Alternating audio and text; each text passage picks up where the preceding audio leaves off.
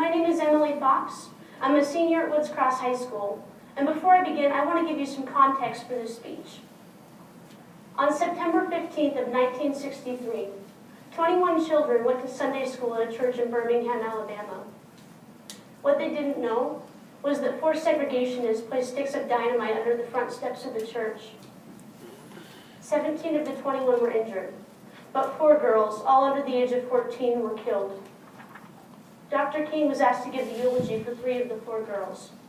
And even though I'm only giving a portion of the speech, it's beautiful, and I encourage you to go home and read it whenever you get a minute.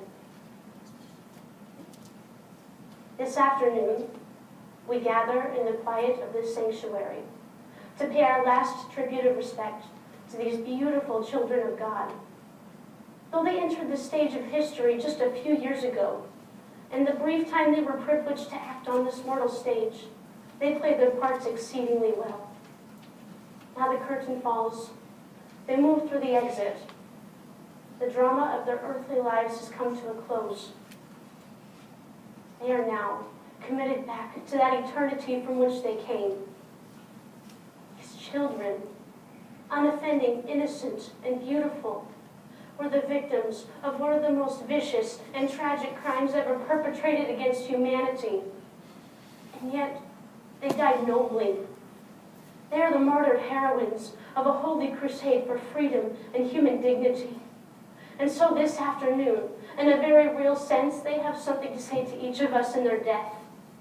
They have something to say to every minister of the gospel who has remained silent behind the safe security of stained glass windows. They have something to say to every politician who has fed his constituents with the stale bread of hatred and the spoiled meat of racism. They have something to say to a federal government that compromises with the undemocratic practices of the Southern Dixiecrats and with the blatant hypocrisy of the right-wing Northern Republicans. They have something to say to every Negro who has passively accepted the evil system of segregation and who has stood on the sidelines in a mighty struggle for justice. They say to each of us, black and white alike, that we must substitute courage for caution. They say that we must not be concerned merely with who murdered them, but with the system, the way of life, the philosophy which produced the murderers.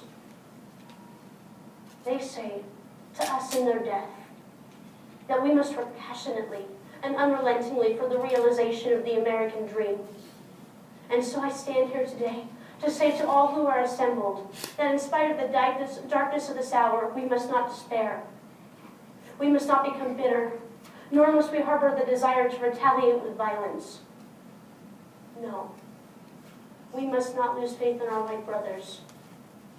We must somehow believe that even the most misguided among them can come to respect the dignity and the worth of all human personality. Thank you.